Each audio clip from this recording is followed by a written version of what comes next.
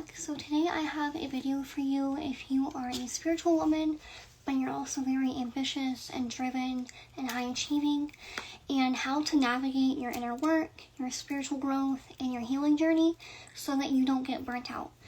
Because this is something that I see a lot with my fellow feminine huntresses, my high achieving go-getter women that have big dreams and big goals, and we just want to excel at literally everything that we do because that's just who we are. And it's very easy for us to accomplish things, but it's also very easy for us to get burnt out in the process.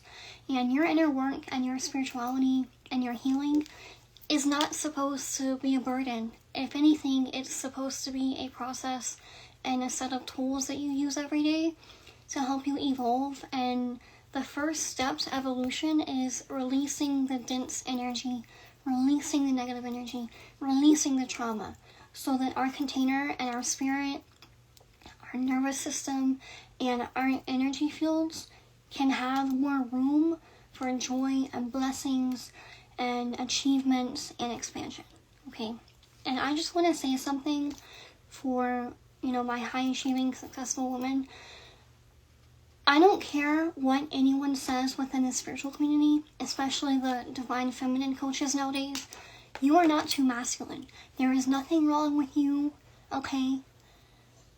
Yes, you might be neglecting your feminine energy a little bit and being too much in your masculine too much of the time, but you being a high-driven, high-achieving woman is not the problem. It's not a problem with who you are, it's how you're doing certain things and the inner state that you're in when you're doing them, okay? I just want to put that out there because especially with this whole soft life era, soft girl era trope trending and divine feminine energy becoming so buzzwordy, there's a lot of hate and belittlement that driven women and huntresses receive because of how we live our lives and how we approach everything. Because if you're the type of woman that I'm speaking to, you don't just want to excel in your career and your business and your finances. You also want your dream relationship and the big beautiful house and the big beautiful wardrobe and the luxury car and the beautiful family and amazing health and mindset. Like, we are women that want the best. And also, we have the work ethic to do those things. That is a gift, and it is your superpower. It just needs a little bit of tweaking, okay? You are not broken. There's nothing wrong with you. We just have to refine things, okay? And if you see me looking down, I'm just looking at my iPad. I do have ADHD. I am neurodivergent, so I try to use my iPad and my notes to keep my content more streamlined. Because I do have a tendency to ramble, and I get so mad at myself because after the video, I'll rewatch it and be like, damn it, I forgot to say this, this, and this. And this message is so important, okay? Because ambitious women, we don't struggle with laziness. If you look at a woman that you know is ambitious and she seems lazy to you, she's not. She's burnt out, okay? From overdoing things and working way too hard, too much, too fast. We struggle with doing too much. And the pattern that I see, that I've gone through, and I also see in my clients, is we start trying to heal everything and fix everything. It puts us into a state of overwhelm, which leads to dysregulation, which leads to burnout, and eventually we just shut down, and the freeze response occurs, and we just want to sleep for 3 days straight and do nothing and shut everything down completely. And if your healing and your spirituality and your inner work feels tiring and exhausting, it's probably because you are overwhelming your nervous system. Okay, so we're going to talk about how to fix that. But first, the real problem is for a lot of us, if you are a huntress, your identity is heavily tied to your productivity. When we have a lot of output and we're doing a lot and producing a lot, we base our worth on that, or lack thereof, right? And we also have this feeling of urgency that's very normal to us. And we move very quickly. And we're focused on being as efficient as possible and getting as much done as possible in the shortest amount of time. Okay? So naturally, healing becomes another to-do list. You're trying to do your spiritual practice, connect with your ancestors, do your spell work, your candle magic, eat healthy, go to the gym, stay hydrated, upgrade your wardrobe, do your journaling, do your inner work, meditate, breathwork, pray, attend misas, get a promotion, manifest, get the new house all at the same time, because you just want to feel better. And if you take all that gunk away and all those modalities away, you're going to realize all you want is to feel better. That's it. And if you're a spiritual woman, you're a very energetically sensitive woman, I highly suggest approaching your healing and your inner work from a spiritual standpoint first, and working with your spirit first, and then working on your mindset, and then working on healing your body, because everything starts in the spiritual realm. Okay? And think about it.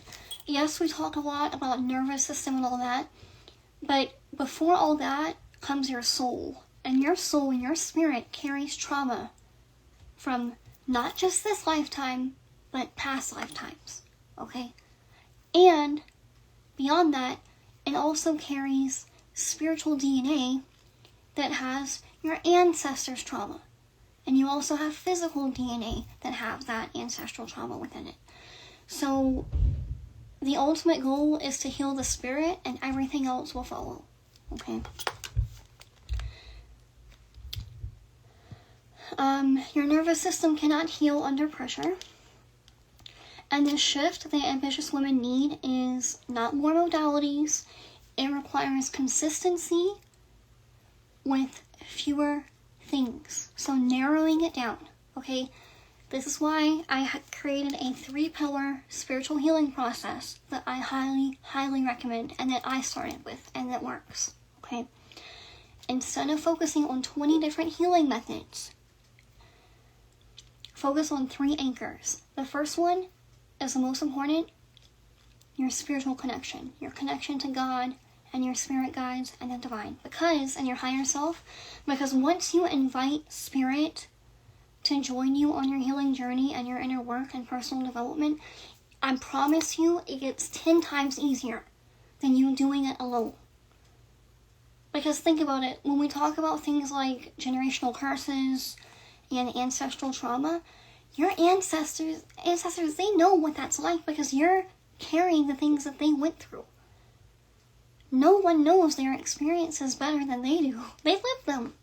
But now that they're on the other side, they can see a lot more, and they can guide you through it to either get out of the situations that they were also in when they were alive, or avoid certain circumstances entirely. Okay? And the way that you can start is by setting up a bovana. And in the practice, one of the practices that I am a part of, Spiritismo, a bovana is an ancestor altar and a spirit guide altar. And it's essentially a focal point for your connection to the divine. And it also not only serves as like a communication method and spiritual hub and database, it's also a spiritual protection mechanism. Having a bovana in your home not only protects you, it also protects your entire household. Okay? Even if they're not spiritual, even if they look down on the bovana and think it's nonsense, it doesn't matter. It is a form of energetic protection. Okay? And I just want to say, even though I highly recommend this, I do suggest getting a spiritual court reading first before setting up a bovana. That way you learn who walks with you, because you not only have your ancestors, okay? You have what is called a spiritual court, a spiritual frame. And what this is, every single person has one, whether they know about it or not. It's our ancestors and non-ancestral spirit guides, okay, that come from different cultures and different places of the world, that live at different times and are here to guide us and help us with different things. And everyone's spiritual court is different, okay? And in these spiritual court readings, I tell you who walks with you, how to set up your Boveda, and within a Spartismo, there is a pretty standard practice of how we set up a Boveda. There's a general guideline and formula, but in this reading specifically, I look at what tools and elements your Boveda might need on it for your unique journey, and also to help your spirit guides. Okay, maybe they need certain tools and stuff to better help you. And I also teach you in that reading how to care for it and maintain it, what prayers to do, all of that. Okay? And this builds spiritual safety, energetic safety, which is extremely important during your healing journey, and also guidance. And it just makes inner work a lot easier. Look, inner work and personal development and healing is not easy. Okay? If it was, the world would be a much better place because more people would be doing it. But a lot of people either don't do it at all, or they start and they give up because it's very difficult at times. So I'm a firm believer in making it as easy and efficient as possible, okay? And when spirit is involved, your healing accelerates, like quantum leap. No joke. Like, the day that I stood in front of my Boveda, okay, but the day that I finally stood in front of my spiritual court and I said, look, yo, I'm tired, I'm burnt out, I need healing very bad, please help me. Ever since that day, my inner work and my healing has 10x'd and become so much faster, so much easier, so much more efficient, and I feel more supported. You know, I don't feel so lost and confused and alone because they're helping me. Number 2 is very important, especially if you're a spiritual woman. Staying on top of your spiritual protection and cleansing. Spiritually sensitive women must stay on top of their energetic hygiene. So learn protection magic. Learn how to make yourself spiritual cleansing baths and healing baths. Smoke cleansing, floor washes, protection prayers. St. Michael is very good if you're a beginner for protection. Warding your space, doing certain protection spells and all of that. And this prevents your nervous system and your energy field from constantly absorbing outside energy. Because when you are doing your healing work, like I said before, it's not easy whatsoever. You're already dealing with your trauma and negative energy and your ancestors' trauma. Okay? That's hard enough. You add in being an empath and you're absorbing other people's stress and their trauma, their projections, evil eye, psychic attack, spiritual warfare.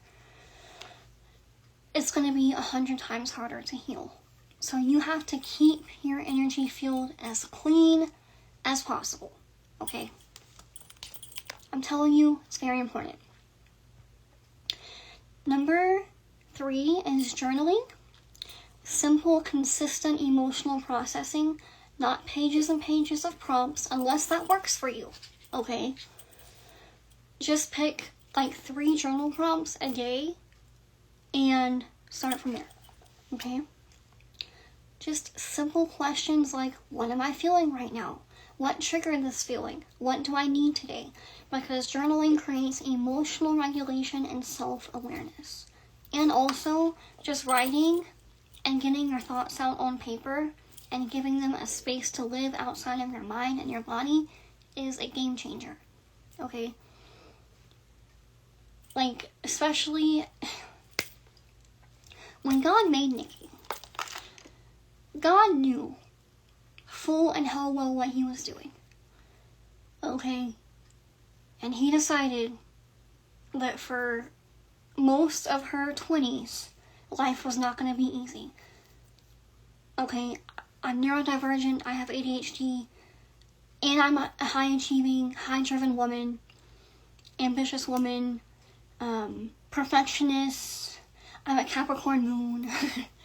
I'm also very intuitive and energetically sensitive. Like, I don't have it easy, you guys. And I've had to curate my life and my healing to be very, very specific for me.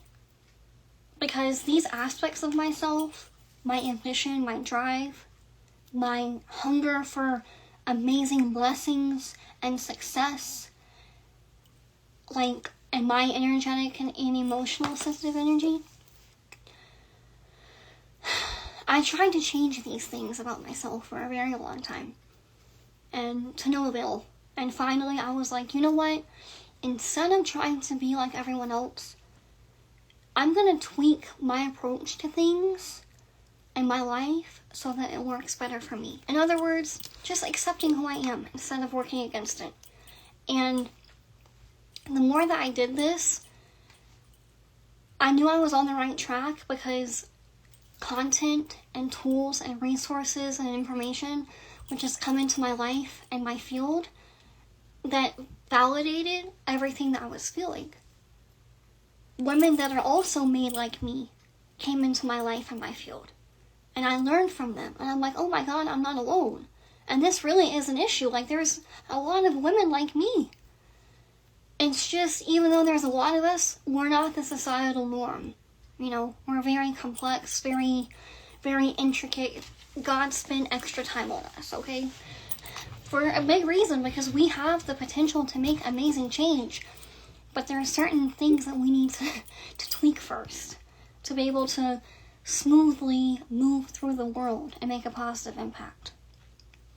But anyway, why this 3-pillar system works is because it covers the 3 levels of healing. Your spirit, the prayer and the ancestors part, your energy, that's where the protection and cleansing comes in, and your mind and emotions, that's where the journaling comes in.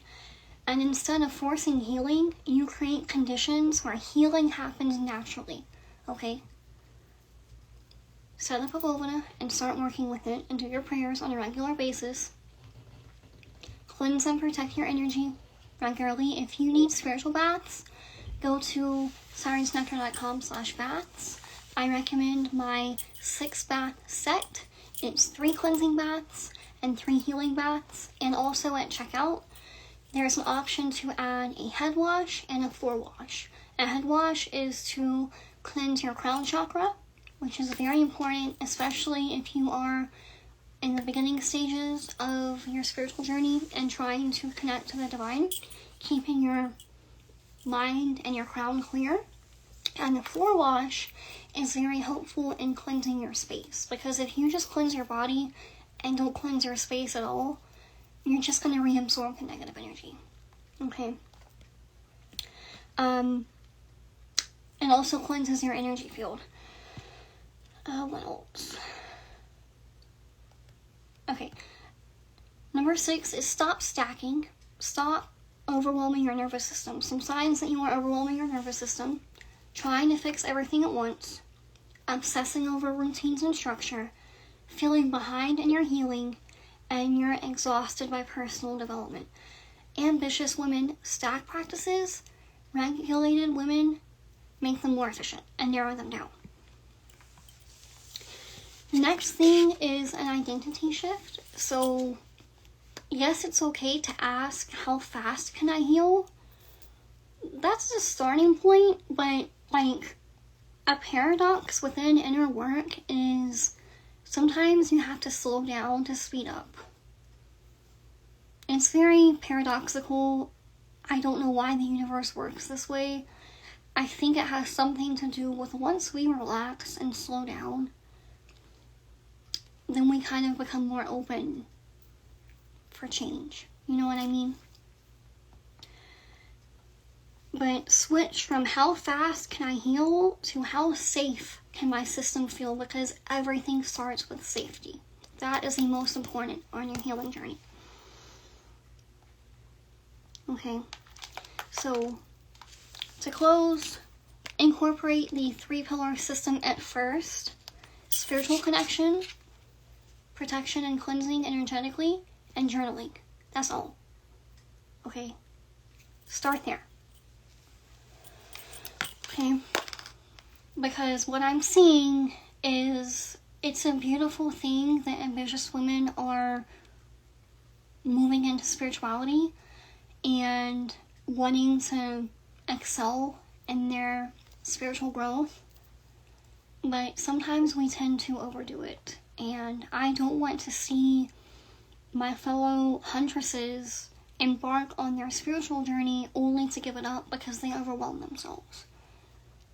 Like, that genuinely makes me sad, because that's not the point. And you shouldn't give up on yourself. Okay? Another important element of healing is support. I offer an 8-week container. It's one-on-one. Your blockages and trauma and ancestral patterns. I teach you cleansing and protection techniques in there, and it's just a really good package to give you some support on your healing journey. And you can check that out at sirensnectar.com/healing.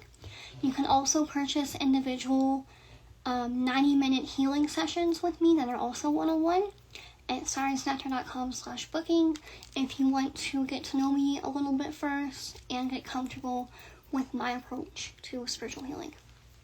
Okay, and I'll leave all that in the description and in the comments. Okay, I love you. Thank you.